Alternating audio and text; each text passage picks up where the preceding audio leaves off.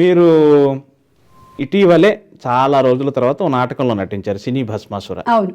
చాలా బాగా ఆ రోజు రెస్పాన్స్ వచ్చింది. సరే, మీరు నాటకంలో నటించడం ఆ ప్రశ్న తర్వాత అడుగుదాం. మీరు నాటకంలో నటిస్తున్నప్పుడు ఆ రోజు మీ అత్తగారు కూడా ముందు వరుసలో కూర్చొని మీ నాటకం అశాంతం చూసి ప్రతి క్షణాన్ని ఆవిడ ఎంజాయ్ చేశారు. ఎందుకంటే ఆ వరుసలో మేము కూడా ఉన్నాం కాబట్టి, ఆ వారిని చూసాం కాబట్టి. అంటే మీ కళ పట్ల, మీరు మీ అచీవ్మెంట్స్ పట్ల వాళ్ళు అంత ఆసక్తి చూపిస్తూ మిమ్మల్ని ప్రోత్సహిస్తారు కదా. ముందు మీ అత్తగారి గురించే చెప్పండి మేడం. నా అదృష్టం ఏంటంటేనండి, కళల్ని ఆదరించే వాళ్ళు, కళాకారుల ఫ్యామిలీలోకి నేను వెళ్ళడం అనేది నా మెయిన్ ప్లస్ పాయింట్. ప్రాబబ్లీ నేను ఇంత చేసినా కూడా దీని గురించి ఎక్కువగా అవగాహన లేకుండా ఒక అభిమానిగా చూసిన వాళ్ళు అయితే డిఫరెంట్గా ఉండేది. కానీ వాళ్ళు కళాకారులు, ఆవిడ నాటక రంగంలో నిష్ణాతురాలు, కొన్ని వందల నాటకాలు చేశారు ఆవిడ. నా కెరియర్ దూరదర్శన్ ఎలాగైతే మీరు మాట్లాడారో, ఆవిడ ఇంకా ముందర రోజులు చూశారు. ఎడ్ల బండి కట్టుకొని నాటకాలు వేయడానికి వెళ్ళటం, ఊర్లలో తిరగటం, ఇవన్నీ చేశారు ఆవిడ. సో అందుకనే ఆవిడకి నాటక అనుభవం ఉంది. ఆర్టిస్ట్కి ఉండాల్సిన లక్షణాలు ఏమిటో తెలుసు, మాడ్యులేషన్ తెలుసు, డిక్షన్ తెలుసు. కాబట్టి నన్ను ఇంకా ఎక్కువ అప్రిషియేట్ చేస్తారు నేను బాగా చేసినప్పుడు. నా ఒక్క ప్రోగ్రాము పోనివ్వరు.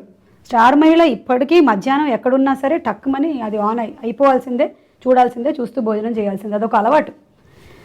మా మామగారు కానీ మా అత్తగారు కానీ ఇద్దరు అప్రిసియేషన్ అనేది ఇది చాలా బాగుందనో, లేకపోతే ఇది ప్రోగ్రామ్ అంతగా బాగాలేదనో, వీటన్నిటివి క్రిటిసిజం కానీ అన్నీ చెప్తూ ఉంటారు నాకు. సో ఇద్దరి వైపు నుంచి కామెంట్స్. వందల మందిని తయారు చేశారు కదా దేవదాస్ గారు. ఆయన ప్రభావం ఎలా ఉంది మీ మీద? చాలా. నేను ప్రొఫెషన్ పరంగా ఈ ఇంటికి మ్యారేజ్ అయ్యి వచ్చిన తర్వాత ఇంకా తెలుగులోని మెలకువలు ఎక్కువ నేర్చుకున్నాను. ప్రతిరోజు పొద్దున్న క్లాస్ జరుగుతూ ఉండేది. ఆ క్లాస్లో డిక్షన్ క్లాస్ నడుస్తుంది. శ్లోకాలన్నీ చెప్పిస్తారు. నాలిక బాగా తిరగటం కోసం, స్పష్టత రావడం కోసం తెలుగు బాగా మాట్లాడిస్తారు. మా వారిని కూర్చోబెట్టి నాకు నేర్పించు అటజనిగాంచే అంటే, నువ్వు చెప్పలేవంటే నేను చెప్తాను అని చెప్పి రాత్రికి రాత్రి కూర్చోబెట్టి మొత్తం పద్యం నెక్స్ట్ డే పొద్దున కల్లా అప్పచెప్పేశాను. సో అలాగా అవి మాట్లాడడం, తెలుగు మీద ఎక్కువ కమాండ్ సంపాదించడం ఫ్యామిలీలోకి వెళ్ళిన తర్వాత వచ్చింది. దాని వెనకాల కారణం మా అత్తగారు, మామగారు, మా వారు. ఇది అసలు చాలా విచిత్రం ఏంటంటే, మీరు జన్మతః మలయాళీ అయ్యుండి కూడా తెలుగు సంస్కృతిలో ఇంతగా మమేకమై తెలుగు నాటకాలు, తెలుగు సినిమాలు, తెలుగు షోలు, తెలుగు సీరియల్స్, ఇలా కాదు తెలుగు భాషకు సంబంధించిన ప్రతి దృశ్య మాధ్యమంలోకి వెళ్ళిపోయారు. ప్రతి దృశ్య అంశంలోకి మీరు చొచ్చుకెళ్ళారు కదా. అంటే చాలా మంది అనుకుంటున్నట్టుగా మీరు కేరళలో పుట్టి పెరగలేదు. కేరళలో పుట్టారు కానీ పెరగలేదు, పెరిగిందంతా ఇక్కడే, హైదరాబాద్. సో నిజంగా తెలుగు వాళ్ళకు కూడా ఇంత భాష పట్ల మమకారం. ఇంకా చెప్తే మీరు మాట్లాడుతుంటే గుంటూరు బ్రాహ్మణ యాసలో మీరు మాట్లాడే పద్ధతి చూస్తే అది ఎంత విచిత్రంగా అనిపిస్తుందంటే. సో మీరు ఇది అన్నప్పుడు నాకు ఒక విషయం గుర్తొచ్చిందండి. నేను ఒకసారి చేపలు కొనడానికని రోడ్డు మీద నించొని ఉన్నాను. ఒక ఆయన అటు నుంచి వెళ్ళి నన్ను చూసి మళ్ళీ వెనక్కి వచ్చి ఆపి, అమ్మా నువ్వంటే మాకు చాలా బ్రాహ్మణుల అమ్మాయి అన్న ఫీలింగ్ ఉంది, నువ్వు తింటే తిన్నావు, నువ్వు వచ్చి కొనకన్నారు. అది నాకు బాగా రిజిస్టర్ అయింది. తర్వాత కొనడానికి వెళ్ళలేదు. ఈ మధ్య తినడం కూడా మానేశాను అనుకోండి, అది వేరే విషయం.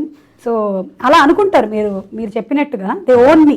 అవును, ప్రతి వాళ్ళు అలా ఓన్ చేసేసుకున్నారు. అవును అవును, అదొక సార్వజనీనత్వం ఉంది మీకు.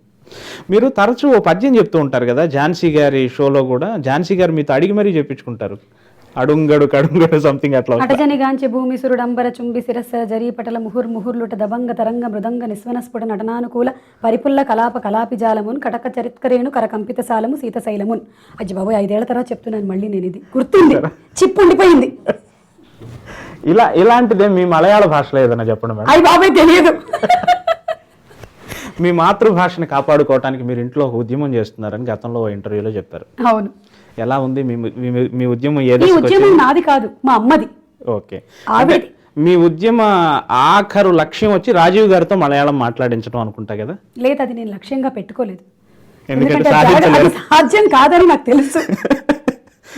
అంటే ఈ లక్ష్యం నేను పెళ్లికి ముందు పెట్టుకొని ఉంటే డెఫినెట్ గా జరిగిపోయేది. ఓకే, మలయాళం నేర్చుకుంటేనే పెళ్లి చేసుకుంటాను అని పెట్టుంటే పక్కాగా నేర్చేసుకునేవాడు. పెళ్ళయిన తర్వాత సుమనాది, ఇంకా నా భాష ఏంటి అనుకున్నాడు, అయిపోయింది. సో ఉండదు అది. సో మీరు 2 విషయాలు సాధించలేకపోయారు. రాజీవ్ గారితో మలయాళం మాట్లాడించలేరు, అండ్ పూర్తి మలయాళ వంటను వారితో తినిపించలేరు. లేదండి, తినిపించగలుగుతాను. తనకు చాలా ఇష్టం. అలాగే మలయాళం వంటలు ఏమైనా సరే మరి అదేంటి ఆ ఉడకబెట్టిన అరటికాయని ఎప్పుడు తినిపించలేమన్నారు? అదొక్కటే ప్రాబ్లం.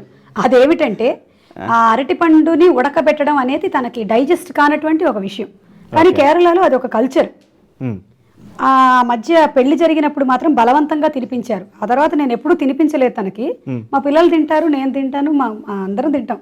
కానీ తన వరకు మాత్రం అది కొంచెం అరటి పండుని ఉడకబెట్టి తింటారా? అదేం కల్చర్ మీదే? అది మన ఈ అరటి పండ్లు కాదు, చీటేవాళ్ళ మోస్ ఇది కాదు. అది అక్కడ కేరళ నేంద్రపഴం. నేంద్రపഴం చాలా పొడుగ్గా ఉంటుంది.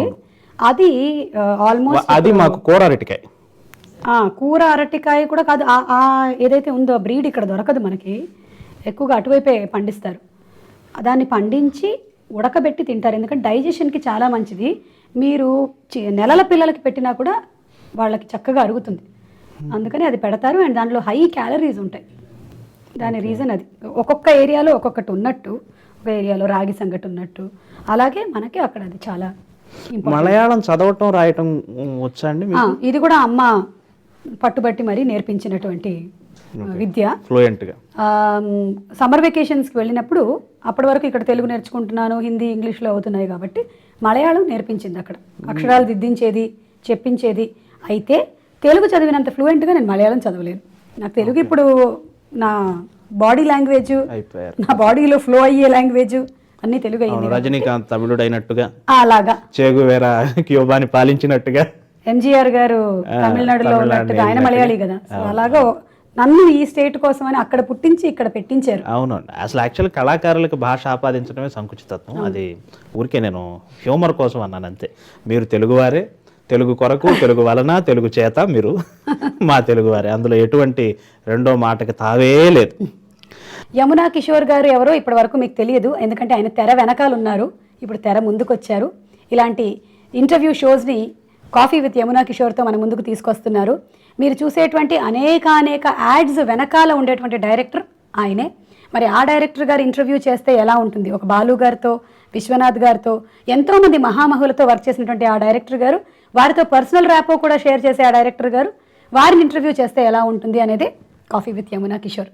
కాఫీ బాగుంది, ప్రోగ్రామ్ కూడా బాగుంటుంది. సబ్స్క్రైబ్ చేయండి.